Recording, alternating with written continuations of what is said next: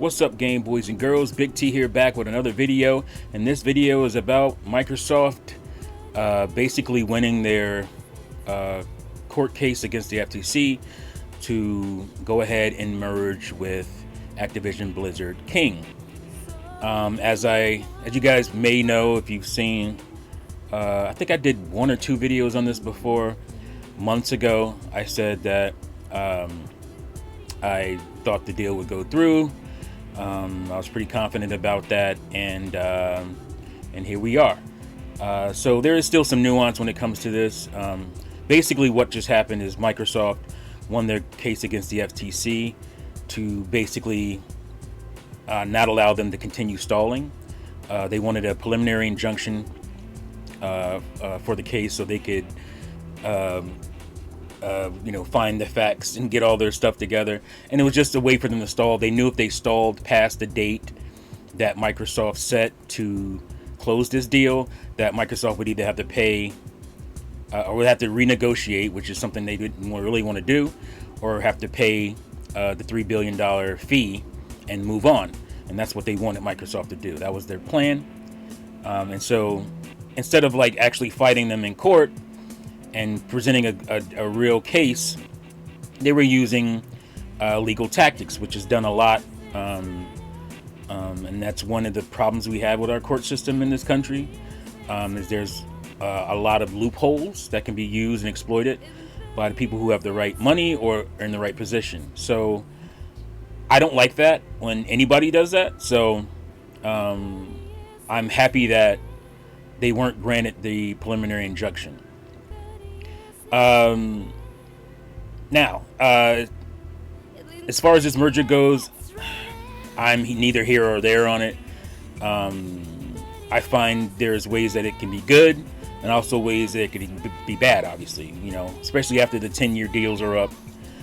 What is Microsoft going to do at that point? Will they have had enough people come over who play Game Pass, who play Call of Duty? Will they have enough people to come over the Game Pass to not even care about anybody else? That is a worry, but that is their right in this country. That's how this works. If you like capitalism, this is how capitalism works.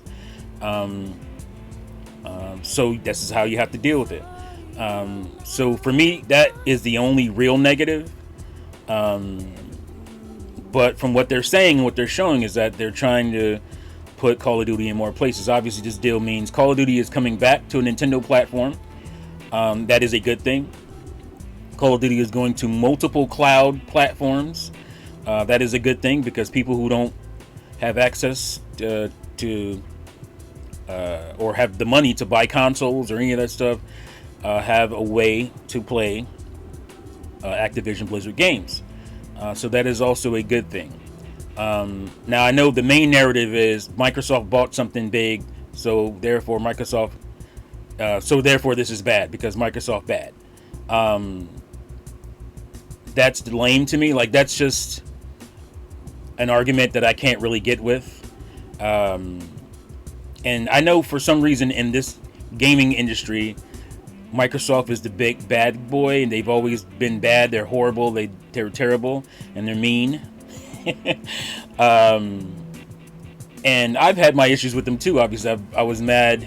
I was pretty upset when they bought Rare, and then I realized that it wasn't that simple. And none of this is always that simple. Nintendo could have kept Rare if they wanted to. They didn't want to pay to keep Rare, and so again, capitalism. That's how it works. They had the most shares in Rare. If they really wanted Rare, they could have kept Rare. But as far as I'm concerned, the Rare that was before was not worth spending that much money on. And I felt like that's what Nintendo saw. And if you look at the games, that's what we saw. But that's a whole nother video. I definitely want to dive into that. And it's also, I want to dive in another video as far as how Sony is always so innocent. They've cultivated their studios organically, which is a bunch of nonsense. And I would hope Nintendo fans, and especially Sega fans, would know a lot better than that. But for some reason, that Sony brand is a strong brand, man. It makes people believe nonsense. Sony Sony in 1993 was an electronics giant, multi-billion-dollar electronics giant. They had no inferences into video games whatsoever, and they bought their way in. They actually did a really scummy tactic with Nintendo, basically to get a look at Nintendo's books and figure out how to make a game console, the Nintendo PlayStation. And they knew that deal was so terrible, there's no way. Either Nintendo would take the deal and they would make stupid money, Sony would make crazy money off of it, or Nintendo would back out of that deal, and that's what they did. They backed out of the deal, but Sony got what they wanted. They got to look at the books, and so they were able to make their console on that foundation. So I'm going to go into that in another video, but this is about the preliminary injunction. So basically, CMA is the only thing left, and Microsoft has hinted that they're not going to wait on the CMA. They're going to close this deal before or on July 18th, which is the deadline, so they don't have to pay $3 billion to Activision, and they'll figure it out, basically, what they're going to do with the UK. There's a lot of pressure on the CMA right now. There's an appeal going on. My guess is that the appeal will benefit Microsoft. It's going to go through, and the tribunal will rule in Microsoft's favor. Because what you're saying at this point is that everybody else gets the deal around the world, and UK doesn't. No country in the UK gets the benefits of this merger, and that's a bad look. I don't think that's gonna stand. Now, if some weird reason, somehow that stands, Microsoft and Activision already said they'll close up shop in the UK, move to a neighboring company, and sell their games through a third-party distributor in the UK, and that's something they can do. So they won't lose the revenues. They'll probably lose some because it'll be a strange setup, but they won't lose revenues when it comes to selling their games. They have to do it through a third-party distributor. Again, another loophole that companies can get around when laws are made. So that's what's going to happen there. This deal will close, and I believe Microsoft really wants King. They want to make a move in mobile. That's their biggest play. Obviously, Call of Duty is also a nice draw, but I think their main play, if you look at the documentation that's come out over the last few years about who they wanted to acquire and why, it looks to be truthful. Why they wanted Activision Blizzard. They looked at Square Enix because of Square Enix's mobile divisions, and they wanted a jump in. It's hard to get in and break into things like that have so many established companies that basically have a monopoly, like Google and Apple have a monopoly. Well, that's kind of sounds weird because monopoly means one, mono. But they have a two-way monopoly, if you will, when it comes to mobile gaming and stuff. And it's hard to break through because their devices, the Android devices and Apple devices, they can lock stuff. I mean, they already went through an issue with Microsoft where they want to allow Game Pass on Apple devices because Apple wants a cut of every game inside of Game Pass that they sell, and Microsoft, rightfully so, doesn't want anything to do with that. And I'm an Apple dude, so for me to not defend that shows that I am pretty fair. I'm a Mac guy, true and true, but I think what Apple was doing on that is scummy, and other things that they do also. That's, like I said, is the big play that Microsoft wants to make, is the mobile play. And I have no problem with that. More competition is a better thing. And maybe a lot of us who don't care for mobile gaming may start to look a little bit more into it. In some ways, handheld gaming is, on-the-go gaming is kind of mobile, but not really, obviously, just not a mobile device. I think is the future. I think these handheld PCs are going to be the way that a lot of people play their games. Obviously, they'll play on the go, and then they come home and plug in to a dock or something, the way the Switch is.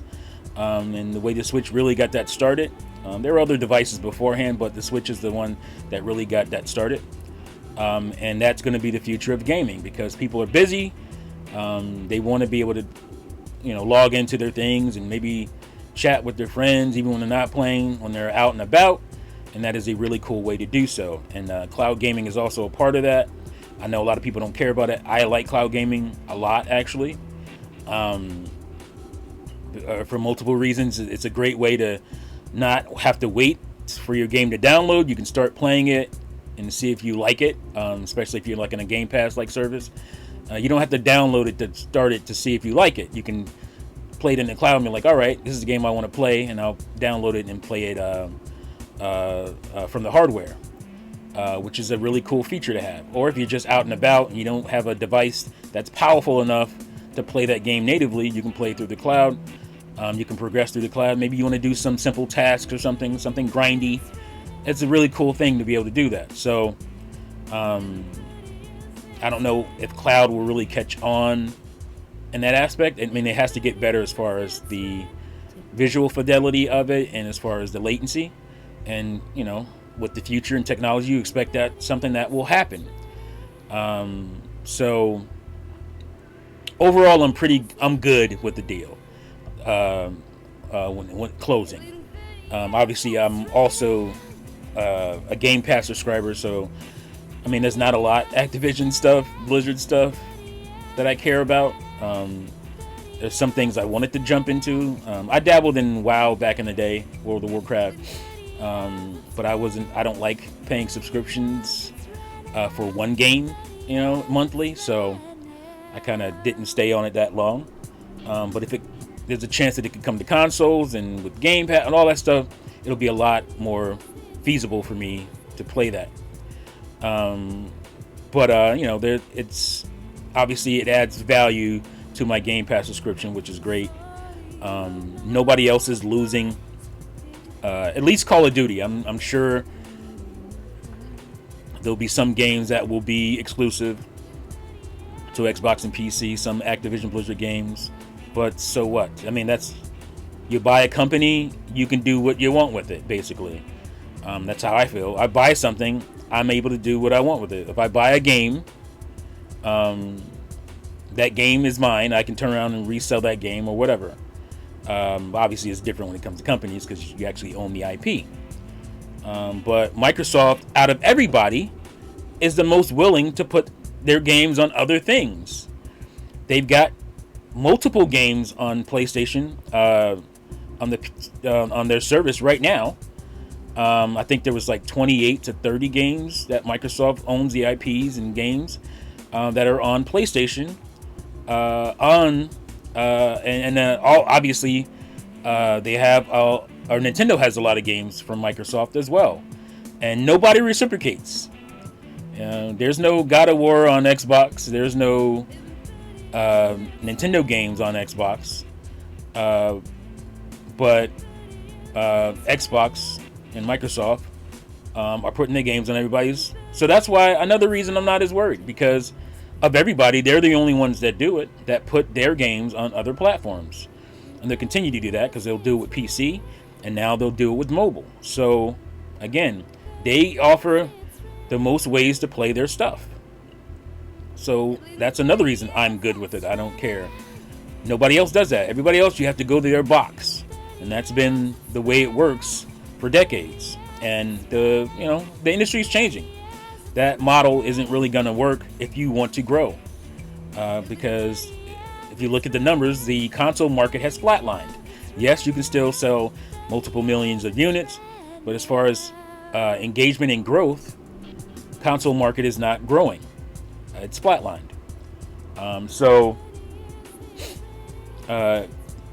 Everybody loves the 360 era, but Microsoft is currently making much more money now than they did during the 360 era, because they have markets that have grown. They're paying, or they're sending their games to other platforms, and they're selling on other platforms, and they have Game Pass and all this stuff. So I'd do a Game Pass video too at some point. There's just a lot of narratives out there, because it's easy to not really pay attention and just dislike something that you've always disliked, instead of being able to change your mind on it, or being able to have nuance and use new information. It's easy just to dismiss something, therefore I don't have to buy that thing. I can just dismiss it outright, make up whatever I want to make up about it, and kind of let that be the narrative, which is a problem. So, like I said, I'm good with it. What did I want to touch on next? Real quickly.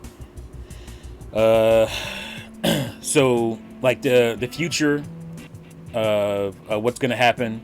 Like I said, Microsoft is going to have Activision put, their games in the cloud, put Call of Duty back onto a Nintendo platform, which is good for Nintendo fans. I don't know why Nintendo fans will be against that, because if Call of Duty is on a Nintendo platform, that brings more players to a Nintendo platform. Nintendo sells more. Nintendo can take more chances with revenue that they make. It's all good. Do I like quote-unquote consolidation? No. But with the record costs of video games these days, this is what's going to happen. The indie market is pretty strong, and so I'm glad we have that. It's basically taken over the AA market. The indie market is, which used to be probably my favorite market in gaming back in the, let's say, Super Nintendo, PlayStation 1, and GameCube era. The AA market was fantastic. Your Midways and your companies like that, your Acclaims. But yeah, like I said, I'm fine with this. I'm pretty okay with it.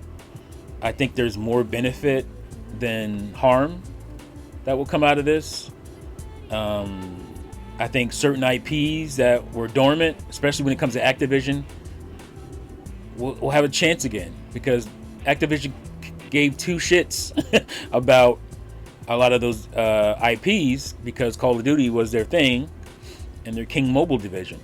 But Microsoft has talked about wanting to restore some of these old IPs. Who knows? We got Duke Nukem Forever. Maybe we'll get StarCraft Ghost. StarCraft is the IP I care about. How did I forget?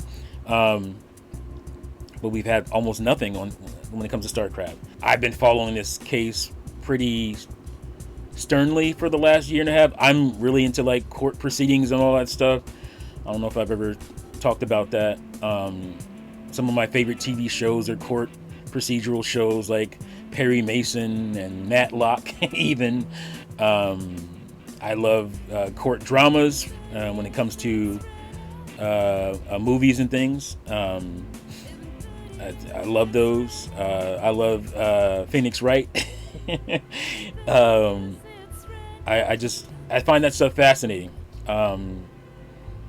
Not to the point where I wanted to go to law school for some reason, but I just find that stuff fascinating. Obviously the real stuff with court TV, the Judge Joe Browns and the People's Courts and that kind of stuff. I've always been into that stuff, so I really started paying attention to this stuff. I haven't made a bunch of videos on this because I didn't want to draw in a bunch of likely Microsoft fans who would become dead subs. I have enough dead subs on my channel as it is, and I would be ended up pigeonholing myself in a certain type of content if I started, because a lot of people grew their channels on this case, man, and just grew their channels up, and now once this is pretty much over, they're gonna have to try to find a way to keep those people engaged. Well, at least they got new people that they have a chance to get engaged, so that's still a good strategy.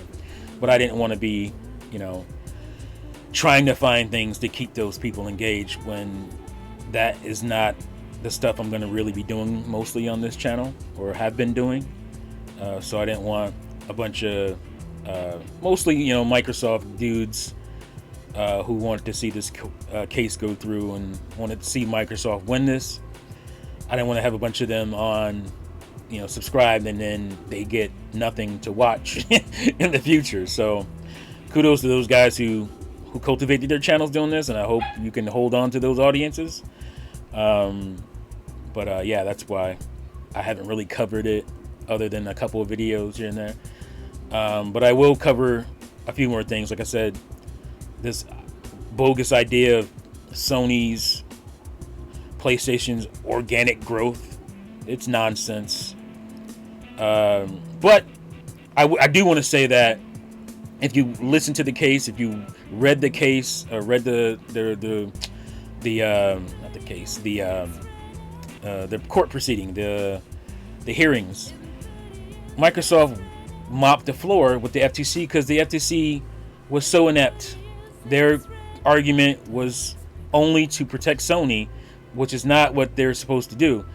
They're supposed to be a consumer protection outfit. And they latched their wagon for whatever reason to Sony and try to protect Sony from harm, which is the strangest thing especially for a Democrat.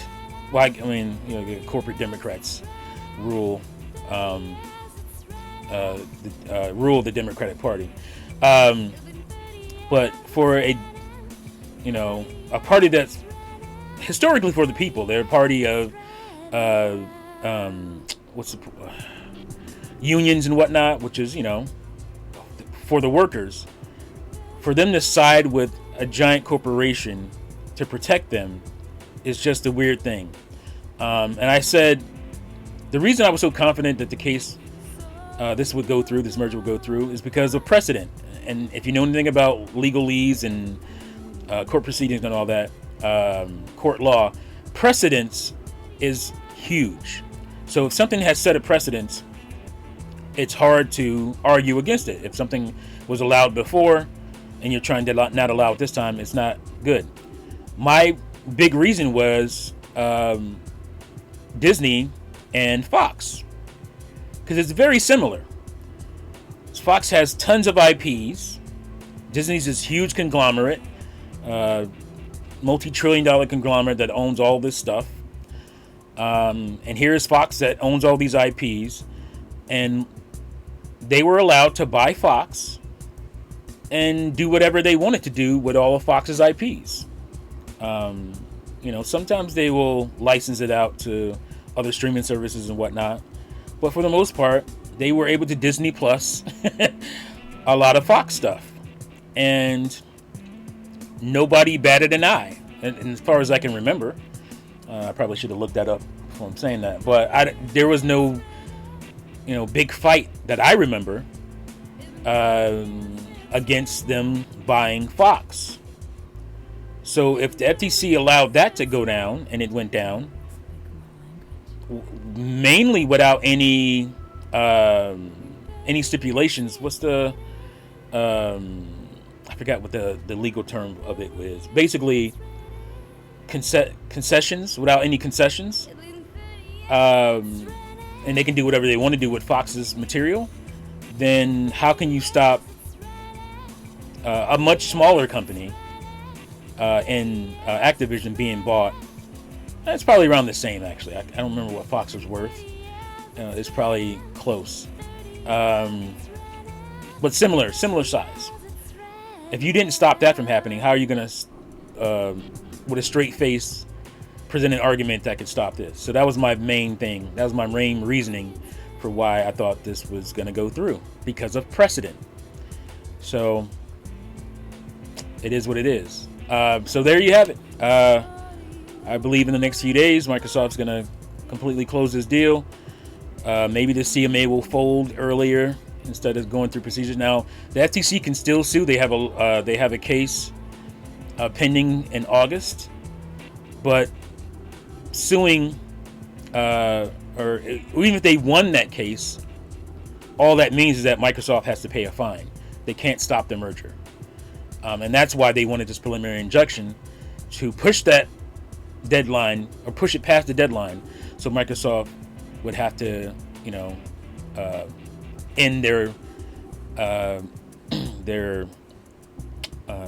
proceedings to try to buy or to merge with Activision. So it was a legal tactic, a legal trick. It wasn't let's see you in court and face and present a good case, because they don't have a good case. They know they don't have a good case. It was embarrassingly evident that they didn't have a good case, and they lost, and they very well should have, based on that pathetic attempt they put forward in the courtroom. It was pretty bad. So there you have it. That's my video. Look forward to future ones on similar topics to this and other videos, obviously. Thank you for watching and listening, and see you folks next time. Peace out.